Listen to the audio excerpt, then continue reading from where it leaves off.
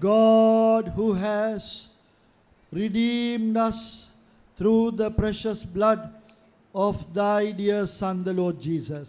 మా ప్రభువైన యేసు క్రీస్తు అని మీ ప్రియ కుమారుని యొక్క రక్తం చేత We మమ్మల్ని know- విమోచించిన దేవుడవు.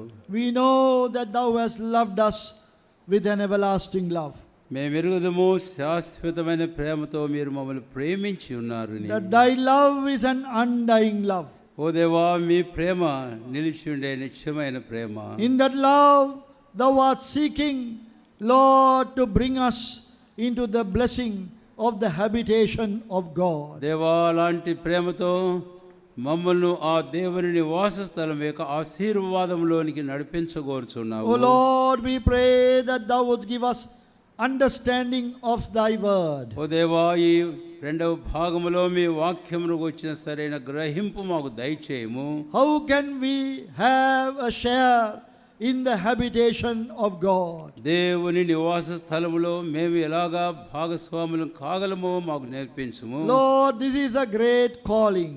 దేవా, ఇది మాకు మీరిచ్చే గొప్ప పిలుపై ఉన్నది. Not because of our goodness, మా మంచితనం బట్టి కాదు, but thou hast called us. అయితే మీరు మమ్మల్ని పిలిచి ఉన్నారు. Now, Lord, we humble ourselves as we try to understand from thy word the principles that are governing the habitation, the dwelling place of God. దేవా, పరలోకములో ఆ నిత్యమైన నివాసము, దేవుని పరిశుద్ధ స్థలము, దానికి వచ్చిన సంగతులు మేము అర్థం చేసుకోగోరుతుండగా సాయం చేయము. In thy strength thou hast guided them to thy habitation. దేవా, నీవు నీ బలము చేతనే వారిని పరిశుద్ధ ఆలయములకు నడిపించితివి. May that strength of the Lord, that power of the Lord deeply work in us. ఓ దేవా, ఆ దేవుని యొక్క బలము, ఆ దేవుని యొక్క మహాశక్తి మా జీవితంలో లోతుగా పనిచేయునుగాక. Liberating us from the world and from religion. Bring us, Lord, to that very real intimate fellowship with thee. దేవా, లోకము నుంచి అలాగే మతము నుంచి మమ్మల్ని సంపూర్ణంగా వేరు చేసి ఆ శక్తి చేతనే మీతో అన్యోన్యమైన సహవాసంలోనికి మమ్మల్ని తీసుకొని వచ్చునుగాక. So Lord, teach us and speak to us. దేవా, మీరు మాకు బోధించుము, మాతో మీరు మాట్లాడుము. We pray with thanksgiving in the name of our loving Savior, the Lord Jesus Christ. మా ప్రేమల రక్షకుడైన ప్రభువైన యేసు క్రీస్తు వారి నామమున ప్రార్థించుచున్నాము తండ్రి. ఆమేన్.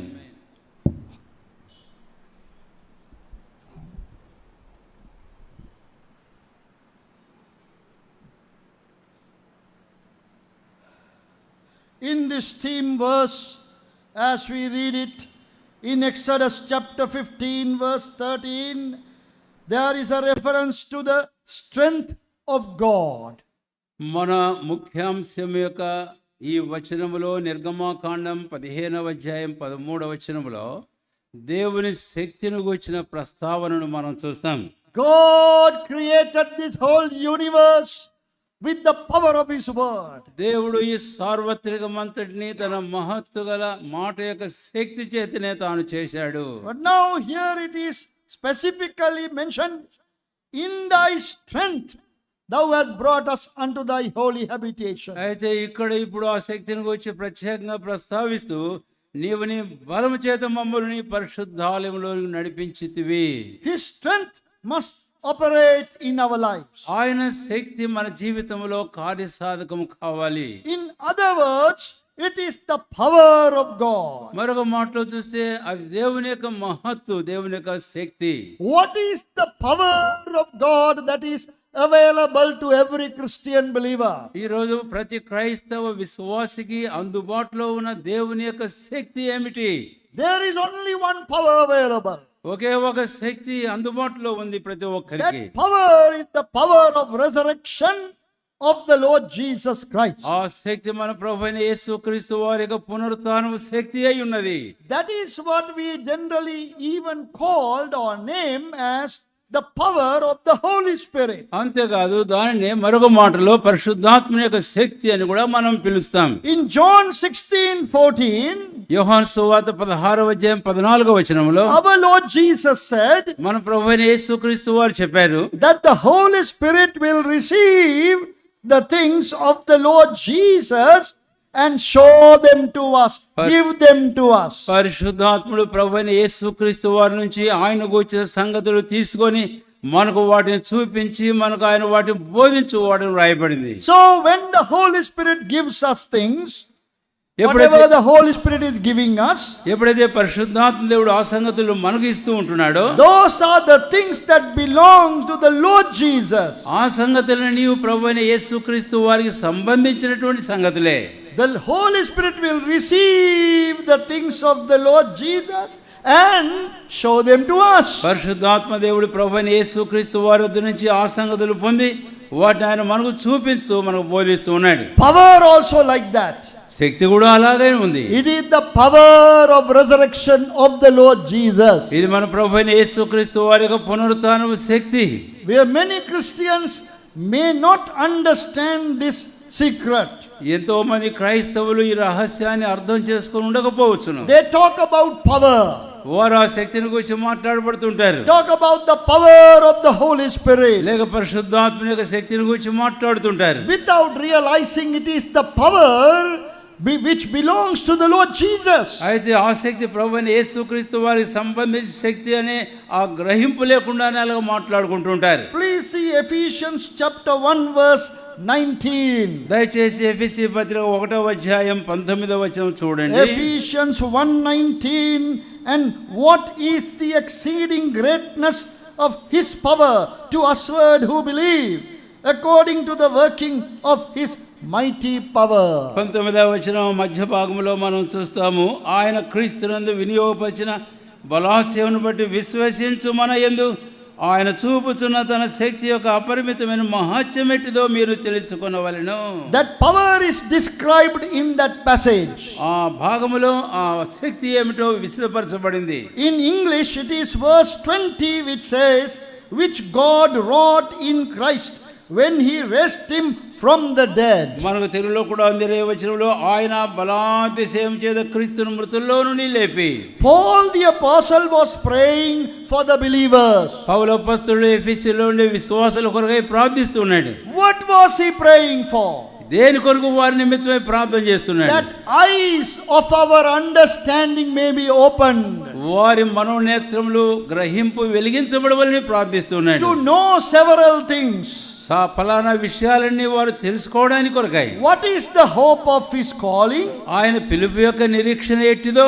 What are the riches of the glory of his inheritance in the saints? ఆ పరిశుద్ధుల్లో ఆయన స్వాస్థ్యం యొక్క మహిమ ఐశ్వర్యం ఎట్టిదో అర్థం చేసుకునేవాళ్ళని. Thirdly, what is the exceeding greatness of his power to usward who believe? అంతేకాదు విశ్వసించు మనుషుల ఆయన యొక్క అపరిమితమైన శక్తిని గురించి మనం తెలుసుకోవాలని. Paul prayed for this. ఈ సంగతుల కొరకై పౌలు ప్రార్థన చేస్తున్నాడు. That eyes may be opened.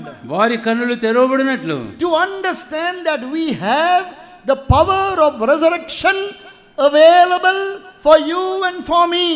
ఆ విషయం నీకు నాకు మనందరికీ పునరుత్థానం శక్తి అందుబాటులో ఉన్న సంగతి గ్రహించవలనని. That is the power of resurrection of the Lord Jesus. అదే మన ప్రభువైన యేసుక్రీస్తు వారి యొక్క పునరుత్థానం శక్తి అయి ఉన్నది. Without that we cannot become believers. అది లేకుండా మనం విశ్వాసులం ఏమాత్రము కాజాలం. We cannot live like believers. మనం విశ్వాసులంగా ఏమాత్రము జీవించజాలము. We cannot be delivered from the world. లోకంలో నుంచి మనం ఏమాత్రం విడుదల పొందజాలము. We cannot be delivered from the traditions of man. అంతేకాదు మానవ సాంప్రదాయంపులు పారంపర్యం నుంచి మనం విడుదల పొందజాలము. When that power works in us, ఎప్పుడైతే ఆసక్తి మన యందు ఉంటుందో, God can guide us into his habitation. దేవుడు ఆ శక్తి చేత మనల్ని ఆయన పరిశుద్ధాలయంలోనికి నడిపించును. We must read this in the English Bible, habitation. The word habitation is repeated over 50 times. ఈ ఇంగ్లీష్ బైబిల్లో హ్యాబిటేషన్ నివాస స్థలం అనేది 15 పర్యాయముల కంటే ఎక్కువగా వాడబడదు. It is the dwelling place of God. అది దేవుని యొక్క నివాస స్థలము. But here it says his holy habitation. అయితే ఇక్కడ చెప్పబడుతుంది పరిశుద్ధ నివాస స్థలము. This is the prophetic word. ఇది ప్రవచన పూర్వకమైన వాక్యము. It is being fulfilled fulfilled throughout human history. ఇది మానవ చరిత్ర అంతట్లో నుంచి ఇది జరిగించబడదు, నెరవేర్చబడుతూ వస్తుంది. Final fulfillment will come in eternity. అయితే నిత్యత్వంలో ఇది సంపూర్ణంగా నెరవేర్చబడేంత వరకు జరుగుతూనే వస్తుంది. If you want to see the final fulfillment of this prophecy, ఈ ప్రవచనం యొక్క చివరి ముగింపు నీవు చూడాలని కోరినట్లయితే, how God has guided his people to his holy habitation, దేవుడు ఎలాగున ఈ ప్రజలను పరిశుద్ధ నివాస స్థలానికి నడిపించాడో, you must read Revelation 21. ప్రకటన గ్రంథం 21వ అధ్యాయం నీవు చదవాలి. There God is declaring that he has got the final victory. దేవుడు అక్కడ తాను కలిగి ఉన్న చిట్ట చివరి విజయాన్ని గురించి ఆయన ప్రకటన చేస్తూ ఉన్నాడు. Behold, the dwelling place of God, the tabernacle of God, the habitation of God is with men. ఇదిగో దేవుని నివాసము, ఆయన పరిశుద్ధ ఆలయము వారి మధ్యలో, మనుషుల మధ్యలో ఉన్నది. When John saw the holy Jerusalem coming down from God, ఎప్పుడైతే యోహాను దేవుని ఎదురు నుంచి దిగివచ్చుతున్న పరిశుద్ధ యెరూషలేమునైనా చూచాడో, the city that had foundations, పునాదులు కలిగిన ఆ పట్టణమును చూచాడో, the great city of God, దేవుని యొక్క గొప్ప ఆ పట్టణమును, New Jerusalem, నూతన యెరూషలేమును, heavenly Jerusalem, పరలోకపు యెరూషలేమును, holy Jerusalem, పరిశుద్ధ యెరూషలేమును, it is coming down from God, ఇది దేవుని ఎదురు నుండి దిగివచ్చుచున్నది, out of heaven. పరలోకము నుండి. Then the declaration is made, అప్పుడు ఈ ప్రకటన చేయబడుతుంది. behold, the dwelling place of God is with man. ఇదిగో దేవుని నివాసం మనుషులతో కూడా ఉన్నది. That means God's work is completed. దాని అర్థం ఏమిటి? దేవుడు తన పనిని పూర్తి చేసినాడు. He has brought his people to his holy habitation. ఆయన తన ప్రజలైన వారిని పరిశుద్ధ నివాస స్థలానికి ఆయన తీసుకొని వచ్చాడు. But that is the very end. అది చిట్ట చివరిది. But even during the human history, మానవ చరిత్రలో ఈ ప్రస్తుత కాలమందును this verse is being fulfilled. ఈ వచనము నెరవేర్పులో జరుగుతూనే ఉంది. During our time, మన టైంలో కూడా God is giving every one of us the privilege to be part of the holy habitation of God. మనలో ఒక్కొక్కరికి ఆ పరిశుద్ధ స్థలమును గురించిన అనుభవం కలవారంగా కావాలని ఒక అవకాశాన్ని ఇస్తున్నాడు. But the perfection will come later. అయితే పరిపూర్ణత అనేది తరువాత రానున్నది. Today we are making the habitation of God. ఈ రోజున మనము పరిశుద్ధ స్థలముగా మరి కట్టబడుచు ఉంటున్నాం. Different words are used to describe this place of God's habitation. దేవుని నివాస స్థలం అనే ఈ పదాన్ని పలు పదాలలో విశదపరచబడుతూ ఉంది. It is called the sanctuary of God. ఇది దేవుని పరిశుద్ధ స్థలము అని పిలువబడుతుంది. It is called the house of God. దేవుని ఇల్లు అని పిలువబడుతుంది.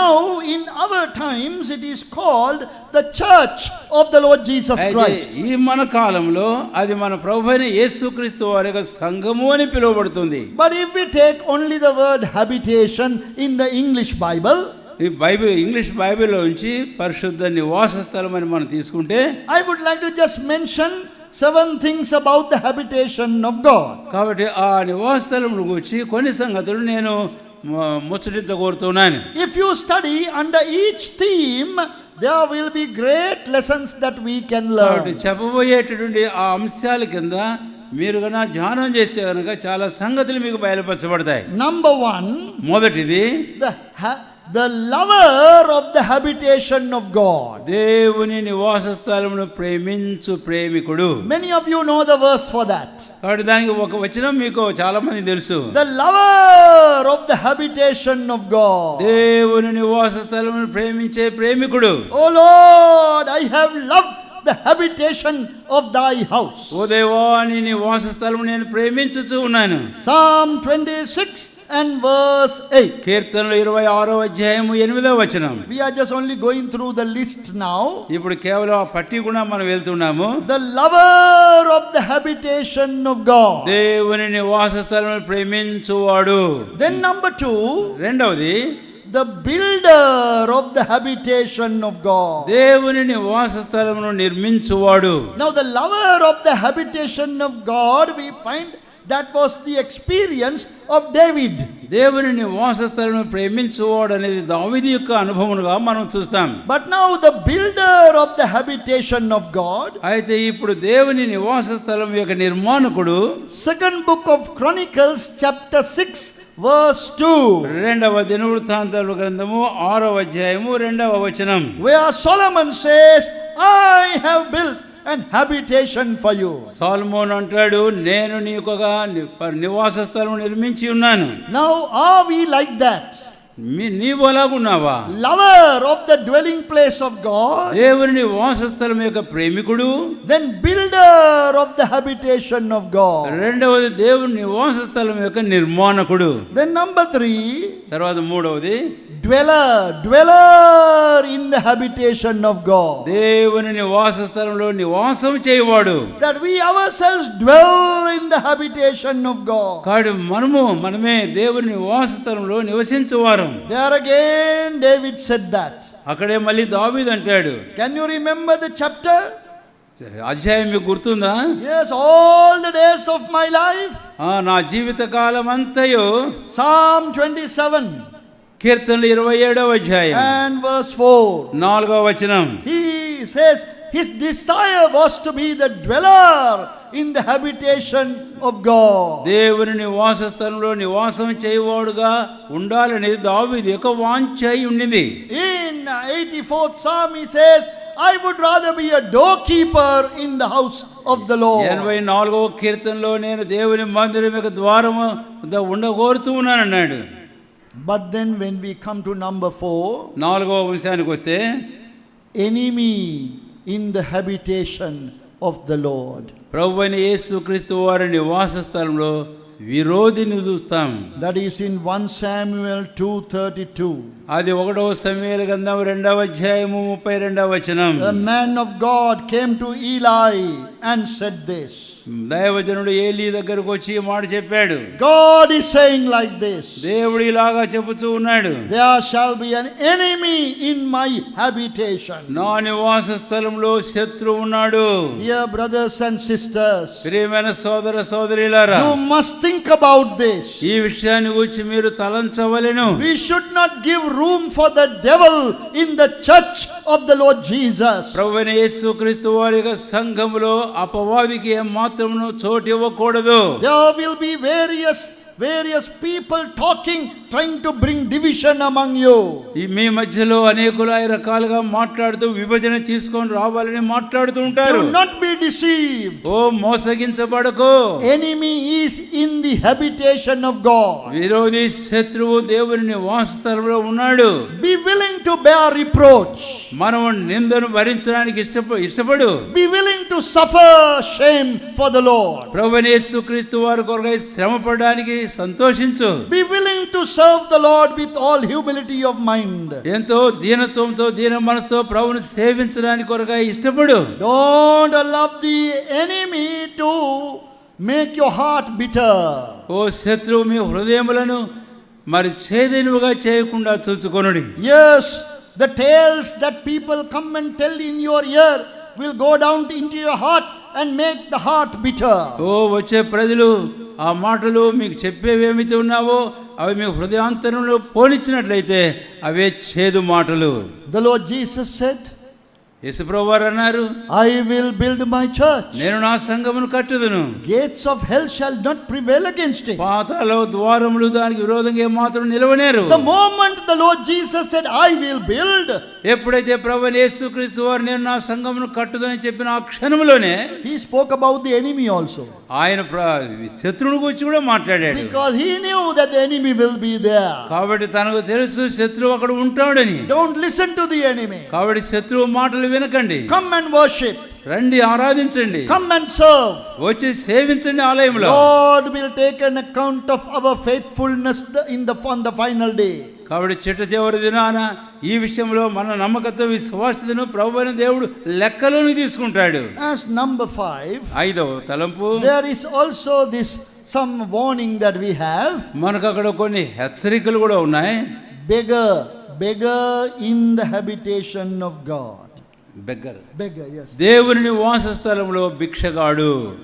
That is 1 Samuel 2:36. 1వ సమూయేలు 2వ అధ్యాయము 36వ వచనము. Yes, that prophecy was made that they will come and tell, beg and say, please make me also part of the habitation, so that I can live. అయితే నీ ఇంటి వారిలో శేషించిన వారు ఒక వెండి రూకైను రొట్టె ముక్కైను సంపాదించుకున్నవలని అతని యుద్ధకు వచ్చి దండం పెట్టి నేను రొట్టె ముక్క తిన్నట్లుగా దయచేసి యాజకులు ఉద్యోగంలో ఒకదాని యందు నన్ను ఉంచుమని అతనిని వేడుకొందురు.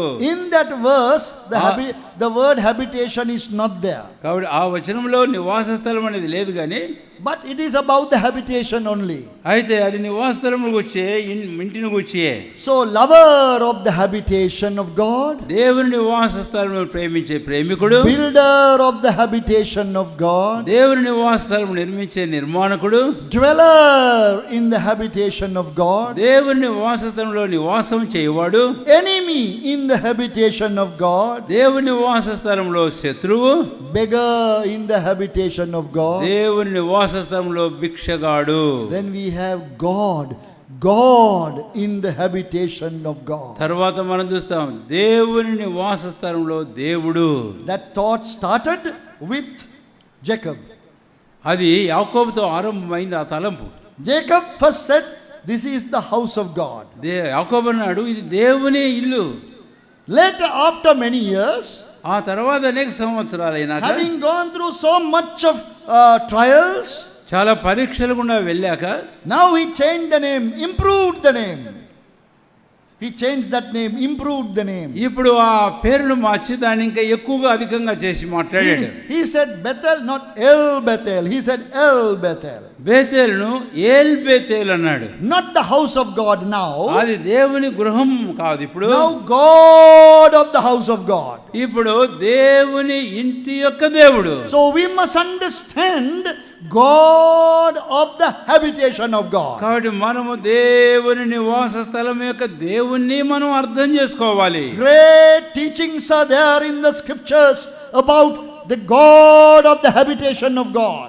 లేఖనములలో దేవుని నివాస స్థలం యొక్క దేవుడు అనే అంశాన్ని గురించి గొప్ప ఉపదేశాలు ఉన్నాయి. We must, dear brothers and sisters, try to focus our minds, understand, read, meditate, understand.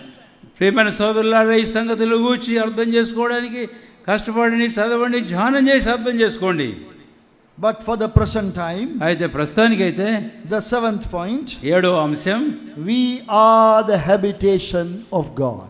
మనము దేవునికి నివాస స్థలమై ఉన్నాము. Ephesians chapter 2 verse 22. ఎఫెసీ పత్రిక 2వ అధ్యాయము 22వ వచనం. ఎఫెసీ 2:22. That is what we are now trying to pay our attention to. కాబట్టి ఇప్పుడు ఆ అంశంనకే మనము మన దృష్టి సారించాలని నేను ఆశిస్తూ ఉన్నాను. Ephesians 2:22, in whom you also are builded together for an habitation of God through the Spirit. ఎఫెసీ 2:22, ఆయనలో మీరు కూడా ఆత్మ మూలముగా దేవునికి నివాస స్థలమైండుటకు కట్టబడుచున్నారు. Dear brothers and sisters, this is the present day habitation of God. ప్రియమైన సోదర సోదరులారా, ప్రస్తుత దినాల దేవుని నివాస స్థలం ఇదే. Now, in the beginning of the song of Moses, మోషే యొక్క కీర్తన ప్రారంభంలో in verse 2, 2వ వచనంలో Moses sang and said, I will make him an habitation. మోషే పాడుతూ ఒక మాట అన్నాడు, నేను ఆయనకు ఒక నివాస స్థలం నిర్మించదను. But when it came to verse 13, అయితే 13వ వచనానికి వచ్చినప్పుడు the right order has been restored, కాబట్టి సరైనటువంటి క్రమం అనేది సమకూర్చబడింది. that he in his strength God guided them to the habitation. తర్వాత ఆయన పరిశుద్ధ స్థలంలోనికి దేవుడు వారిని నడిపించాడు. That is how it is happening. అదే అలాగే ఇప్పుడు జరుగుతుంది. Now in the New Testament, ఇప్పుడు క్రొత్త నిబంధనలో our Lord Jesus is the builder. మన ప్రభువైన యేసుక్రీస్తు వారు నిర్మాణకుడు. Through the Spirit of God, దేవుని ఆత్మ ద్వారా He is building the habitation of God. ఆయన దేవునికి నివాస స్థలం ఒకటి నిర్మించుచున్నాడు. So this Ephesians 2:22, ఎఫెసీ పత్రిక 2:22 we must read, memorize and study. మనం చదవాలి, అంతేకాకుండా దాన్ని కంఠత చేయాలి, దాన్ని ధ్యానము చేయాలి. In whom you also are builded together for an habitation of God. ఆయనలో మీరు కూడా ఆత్మ మూలముగా దేవునికి నివాస స్థలమైండుటకు కట్టబడుచున్నారు. Though we are not able to do a detailed study of that verse, ఆ వచనం యొక్క వివరణతో కూడిన ధ్యానం మనం చేయలేకపోయినప్పటికీ let me just divide that verse into 4 parts. ఆ వచనమును 4 భాగాలుగా నన్ను విభజింపనీయండి. In English I am doing it. We'll see whether Telugu also has the divisions. English బైబిల్లో మనం చూస్తాము దాని విభజనను గురించి. In whom it says, in some person, in the Lord Jesus Christ, everything is happening in Him. ఆయన యందు అని అన్నప్పుడు సమస్తము మన ప్రభువైన యేసుక్రీస్తు వారి నందు మాత్రమే జరుగుతూ ఉంది. So the first part is in whom. మొదటి భాగము ఆయనలో. That is the mystery of the habitation of God. అది దేవుని వాసస్థలం యొక్క గొప్ప మర్మమైనది. Mystery of the habitation of God. కాబట్టి దేవుని నివాస స్థలమును గూర్చిన మర్మము. Anything to do with the habitation of God has to come through the Lord Jesus Christ. దేవుని నివాస స్థలమును గూర్చిన ఏ విషయమైనను సరే అది ప్రభువైన యేసుక్రీస్తు ద్వారా మాత్రమే రావలెను. Then the second part, తర్వాత రెండవ భాగం, ye also. మీరు కూడా. Ye also. మీరు కూడా. Material of the habitation of God. ఇక్కడ దేవుని నివాస స్థలం యొక్క సామాగ్రిని గురించి మనం చూస్తాం. We are the material of the habitation of God. దేవుని నివాస స్థలం యొక్క సామాగ్రి వస్తు సముదాయం మనమే. No other material now. No other material now. వేరే వస్తు సముదాయం ఏమీ కాదు. Can you remember in the wilderness the tabernacle was built? జ్ఞాపకం ఉంది కదా, అరణ్యములో ప్రత్యక్ష గుడారం నిర్మించబడింది.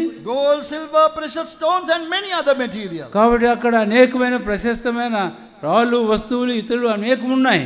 They were a foreshadow of what was to come now. అవన్నీ కూడా ప్రస్తుతం రావాల్సి ఉండిన వాటికి అది ముంగుర్తుగా ఛాయగా ఉండేది. Now gold must be found in us. అవన్నీ ఆ బంగారం మనలో కనపడాలి.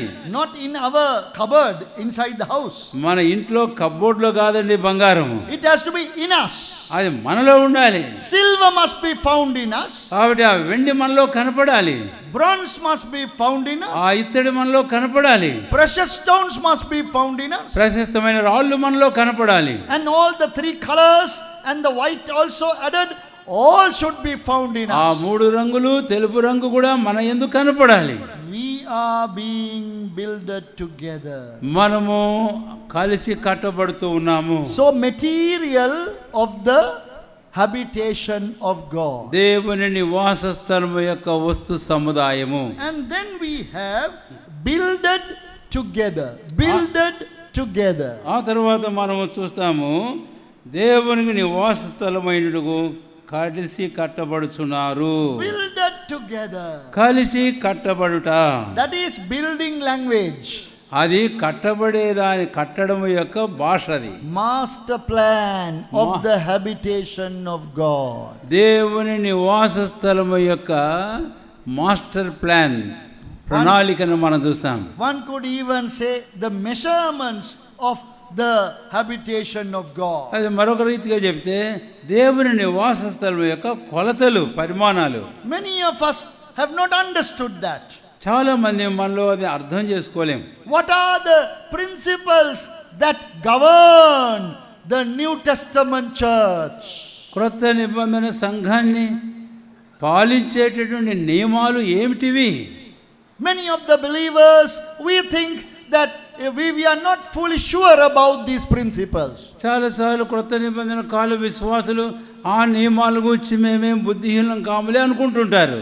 But we must understand them from the Bible. అయితే వాటిని బైబిల్లో నుంచే మనం అర్థం చేసుకోవాలి. So the master plan of the habitation. కాబట్టి ఆ దేవుని నివాస స్థలం యొక్క నమూనా మనం And చూస్తాం. then we have the last final part. తర్వాత నాలుగవది చివరిది మనం చూస్తాము.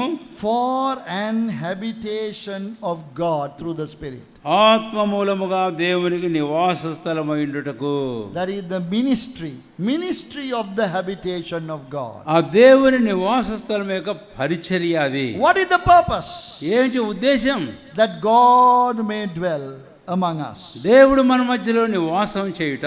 So when we do a study of these four things, ఈ నాలుగు సంగతుల గురించి ధ్యానం మనం చేసినప్పుడు we can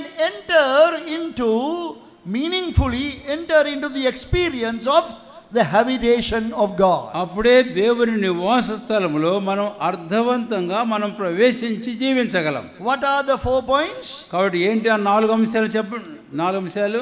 Mystery of the habitation of God. దేవుని నివాస స్థలం యొక్క మర్మము.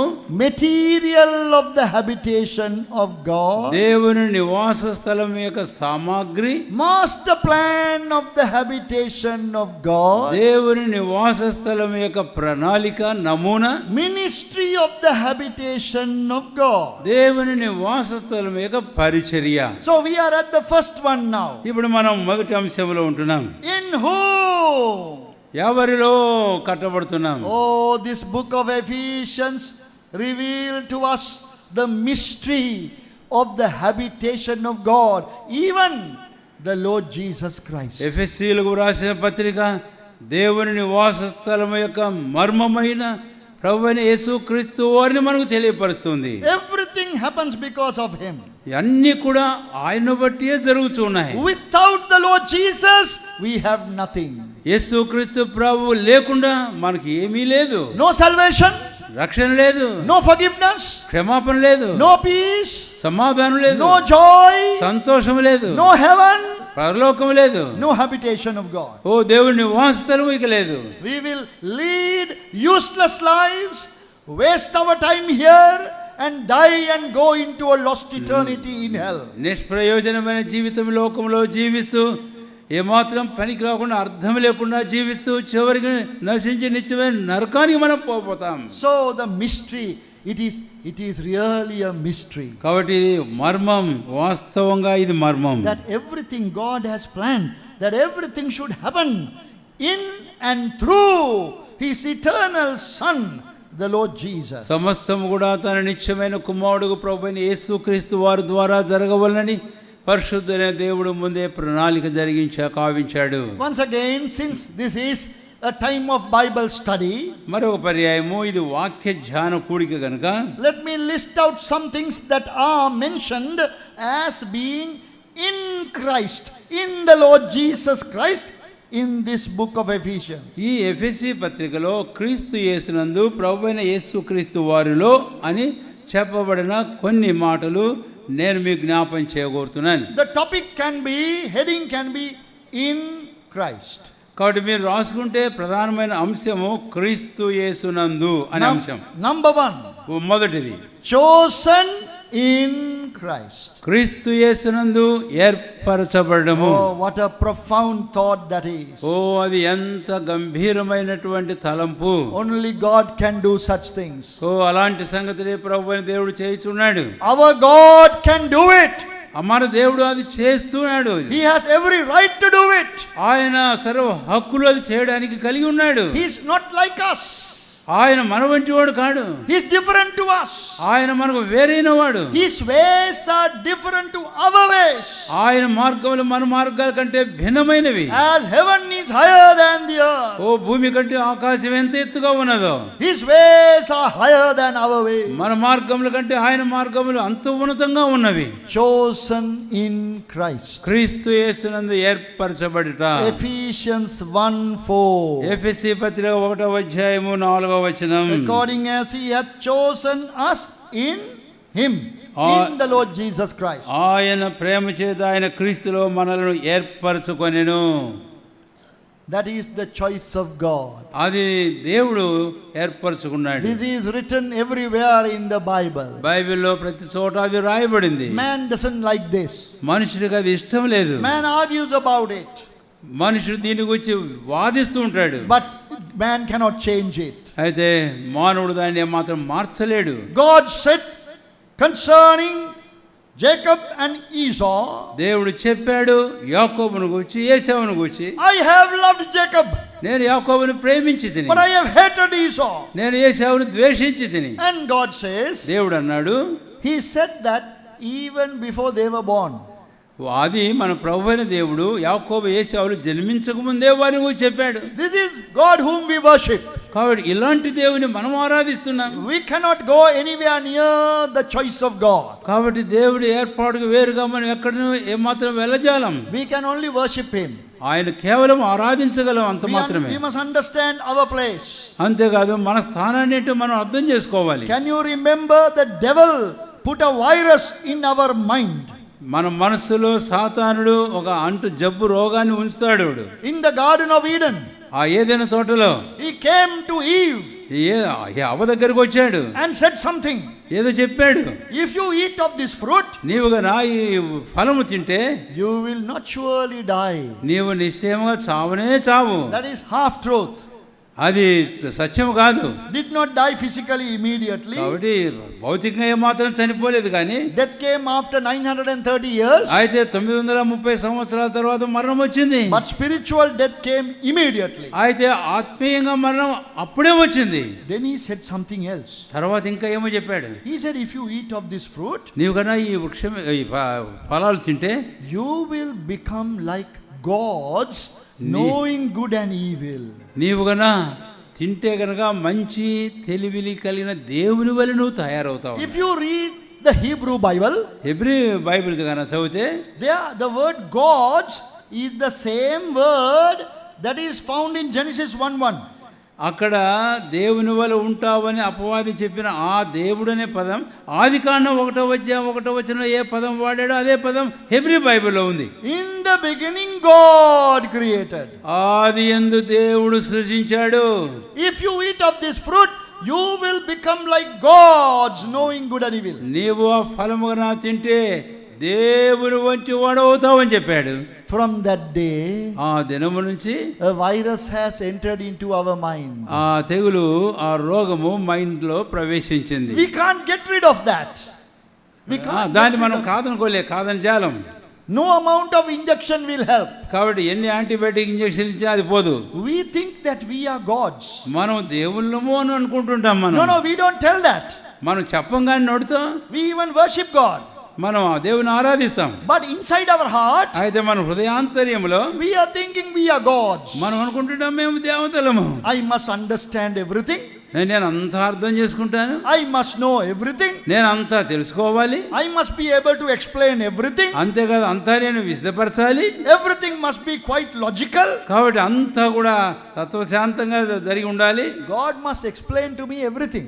దేవుడు నాకు అంతా విశదపరచాలి. That is how we behave. కాబట్టి ఆ ప్రకారం మనం ప్రవర్తిస్తూ ఉంటాం. That is how we have so many questions. అందుకే మనకు చాలా ప్రశ్నలు వస్తుంటాయి. We have questions about the sovereignty of God. దేవుని సార్వభౌమాధికారం గురించి ప్రశ్నలు వస్తాయి. We can't even understand the meaning of the word sovereignty. అసలు సార్వభౌమము అంటే ఆ పదం ఏంటో మనం సరిగా అర్థం చేసుకోలేము. But we imagine in our mind. అయితే మన మనస్సులో ఒక్కసారి ఊహించండి. Oh, God must explain. ఓ దేవుడు నాకు విశదపరచాలి. He is a great God. ఆయన గొప్ప దేవుడు. I am a little God. నేను చిన్న దేవుణ్ణి. So great God must give an explanation to the little God. కాబట్టి ఆ పెద్ద దేవుడు చిన్న దేవుడైన నాకు అన్ని విశదపరచాల్సిందే. That is why whenever we ask, send your questions, we'll answer the question immediately. Questions are all about the sovereignty of God. ఎప్పుడన్నా మేము అడిగితే మా ప్రశ్నలు పంపండి, మేము మీకు జవాబులు ఇస్తామని పంపే ప్రశ్నలు ఏంటి? దేవుని సార్వభౌమాధికారం గురించిన ప్రశ్నలే చాలా వస్తాయి. Why did God do this? ఎందుకు దేవుడు ఇది చేశాడు? Why didn't God do the other? ఎందుకు అది చేయకుండా ఉన్నాడు? That is how we behave. అలాగ ప్రవర్తిస్తుంటాం మనం. Because of this virus in our mind. మన మనసులో ఉండే ఈ వైరస్ ఉందే, But when we become believers, కాబట్టి ఎప్పుడైతే మనం విశ్వాసులం అవుతామో, from the word of God we understand దేవుని వాక్యంలో మనం అర్థం చేసుకోగలుగుతామో, He is our creator. ఆయన మన సృష్టికర్త, We were made out of the dust. మనం కేవలం ఆ మంటిలో నుండి చేయబడిన వారం, And we have a small brain. మనకు ఉండేది మైండ్, మెదడు చాలా చిన్నది. The small brain cannot understand everything. కాబట్టి ఈ చిన్న మెదడు అంతా అర్థం చేసుకోలేదు. We are meant to be worshippers, మనం కేవలం ఆరాధికులుగా ఉండడానికే ఏర్పాటు చేయబడ్డాం. not to be professors, కాబట్టి ఏదో ప్రొఫెసర్స్ గా ఉండడానికి కాదు, but to be worshippers. ఆరాధికులుగా ఉండడానికే. We can become a professor in a university. అంతేకాదు, యూనివర్సిటీలో అయితే ప్రొఫెసర్స్ ఉంటుంటారు. But when we come to the habitation of God, అయితే దేవుని నివాస స్థలానికి నువ్వు వచ్చినప్పుడు we are worshippers. మనం ఆరాధికులము. That is the very reason why we worship Him. కాబట్టి అందుకే మనం ఆయన్ను ఆరాధిస్తాము. If we can understand everything, మీరు అంతా అర్థం చేసుకోగలిగితే we don't have to worship God.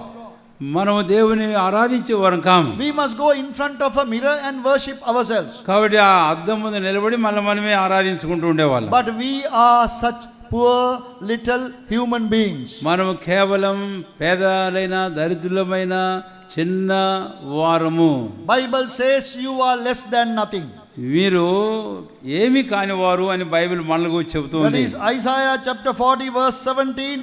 You are less than nothing. యెషయా గ్రంథం 41:17 మీరు కేవలం వ్యర్థులు అని ఉంటుంది. Nothing is something. అంటే వ్యర్థులు అంటే అదేంతో ఇంకొకటి. That is, you can even write it with a zero. అంతేకాదు, ఒకవేళ మిమ్మల్ని గురించి ఆ మాట తలంచుకుంటే అది కేవలం 0. You are nothing, zero. కాబట్టి మీరు కేవలం వ్యర్థులు. But God says, అయితే దేవుడు అంటాడు, you are less than nothing. నీవు ఇక ఏమి అంతకంటే తక్కువవాడు. Oh, this is the truth about us. ఇది మన గురించి వ్రాయబడిన సత్యం. So when God says you are chosen in Christ, అయితే ప్రభువైన దేవుడు నీవు క్రీస్తు యేసునందు ఏర్పరచబడ్డావు అని చెబితే what can we do? ఏం చేయాలి మనం? We must fall down and worship Him. సాగిలపడి ఆయన్ను ఆరాధించవలసి ఉన్నాం. For these creatures who are less than nothing, God sent His eternal Son to the world to bear our sins and to save us. ఈ వ్యర్థమైన పురుగు వంటి వారమైన మనకు ప్రేమించే దేవుడు తన కుమారుడైన క్రీస్తు యేసును రక్షించడానికి లోకాన్ని పంపించినప్పుడు అటు దేవుని మనం అందు నిమిత్తమే ఆరాధించవలసిన వారంగా ఉన్నాం. The mystery of the habitation. కాబట్టి దేవుని నివాస స్థలం యొక్క మర్మము. That mystery is the Lord Jesus Christ. ఆ మర్మము మన ప్రభువైన యేసు క్రీస్తు వారే. Chosen in Christ. క్రీస్తు యేసునందు ఏర్పరచబడిన వారు. Secondly, redeemed in the Lord Jesus Christ. రెండవదిగా ప్రభువైన యేసు క్రీస్తునందు విమోచించబడిన వారు. Ephesians 1:7. ఎఫెసీ 1:7 In whom we have redemption through His blood. ఆయన రక్తం వలన ఆయన యందు మనకు విమోచనము కలిగి ఉన్నాము. Redemption through the Lord Jesus Christ. ప్రభువైన యేసు క్రీస్తు ద్వారా విమోచనము. There is no salvation in any other. ఏ నామమున ఇక రక్షణ లేదు, only the Lord Jesus. ప్రభువైన యేసు క్రీస్తు వారి నామమున మాత్రమే. And then thirdly, మూడవదిగా we are blessed in Christ. క్రీస్తు యేసునందు మనం ఆశీర్వదించబడ్డాం. Ephesians 1:3. ఎఫెసీ 1:3 Blessed be the God and Father of our Lord Jesus Christ, who hath blessed us with all spiritual blessings in heavenly places in Christ. మన ప్రభువైన యేసు క్రీస్తు యొక్క తండ్రి యొక్క దేవుడు స్తుతింపబడునుగాక. ఆయన క్రీస్తునందు పరలోక విషయములో ఆత్మ సంబంధమైన ప్రతి ఆశీర్వాదమును మనకు అనుగ్రహించెను. There you have in Christ. అక్కడ క్రీస్తునందు అనే మాట చూస్తాం. So in Christ the blessing have come to us. క్రీస్తునందు మాత్రమే ఆశీర్వాదాలు మనకు వచ్చి ఉన్నవి. Then we are seated in heavenly places in Christ. తర్వాత పరలోక స్థలంలో క్రీస్తు యేసునందు మీరును ఆయనతో కూర్చుండబెట్టబడి ఉన్నారు. Ephesians 2:6. ఎఫెసీ పత్రిక 2:6 hath raised us up together and made us sit together in heavenly places in Christ Jesus. 7 మనం చూస్తాం, మనము క్రీస్తు యేసునందు మనల్ని ఆయనతో కూడా లేపి పరలోకమందు ఆయనతో కూడా కూర్చుండబెట్టెను. Positionally we are seated in the heavenly places. స్థానీయంగా చూస్తే పరలోకమందు క్రీస్తు యేసుతో కూడా కూర్చుండబెట్టబడినాం. but not by our strength, అయితే మన బలమును బట్టి కాదు, but we are in the Lord Jesus Christ. అయితే మనం ప్రభువైన యేసుక్రీస్తు వారి యందు ఉన్నాము. This we have to believe. ఇది మనం విశ్వసించాలి. The next one, తర్వాత we are created again, created new in the Lord Jesus Christ. మనము క్రీస్తు యేసునందు నూతనముగా సృష్టింపబడిన వారము. Ephesians 2:10.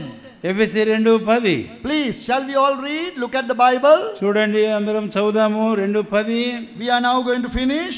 ఇప్పుడు మనం పూజ చేయబోతున్నాం. For we are his workmanship, created in Christ Jesus. మనము క్రీస్తు యేసునందు సృష్టింపబడిన వారమై ఆయన చేసిన పని అయి ఉన్నాము.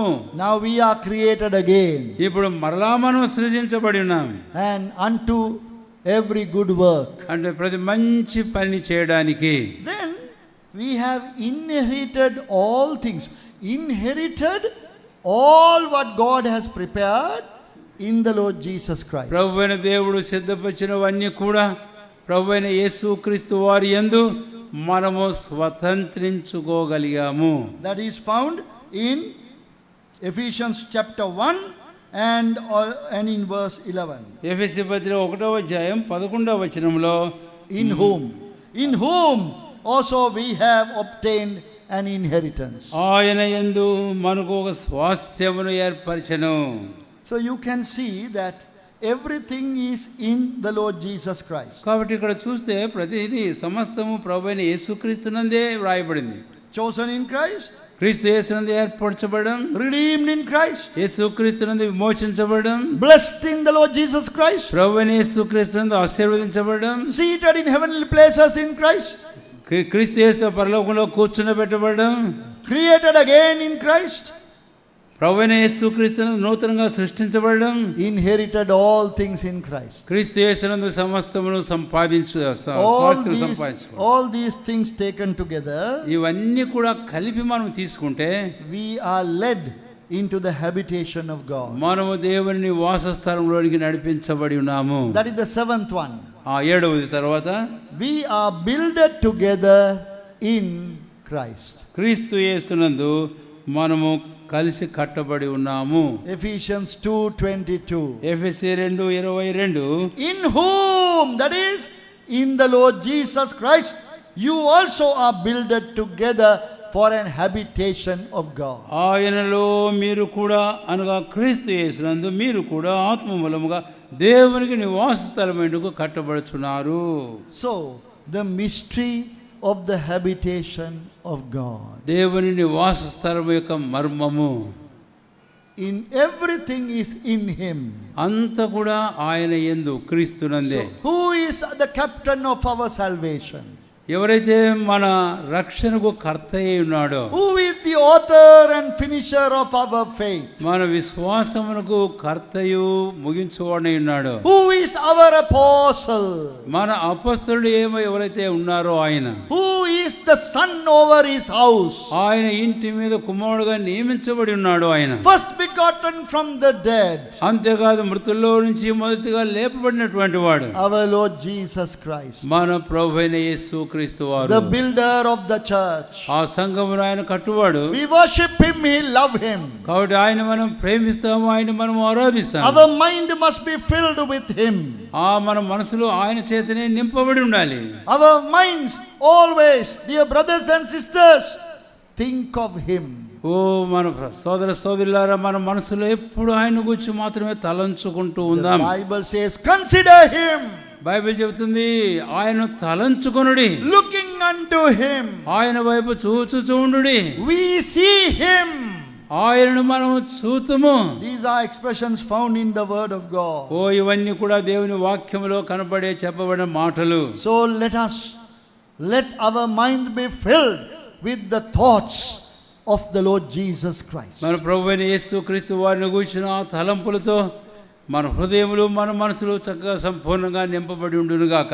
So in whom is the mystery of the habitation? ఆ నివాస స్థలం యొక్క మర్మం ఎవరి యందు ఉందో ఆయా క్రీస్తు. Next one, ye also తర్వాత మీరు కూడా. That is material of the కాబట్టి habitation. దేవుని వాసస్థలం యొక్క సామాగ్రి రెండవది. That we have to see later. ఆ తర్వాత మనం దాన్ని చూద్దాం. Shall we pray? ప్రార్థన చేసుకుందాం.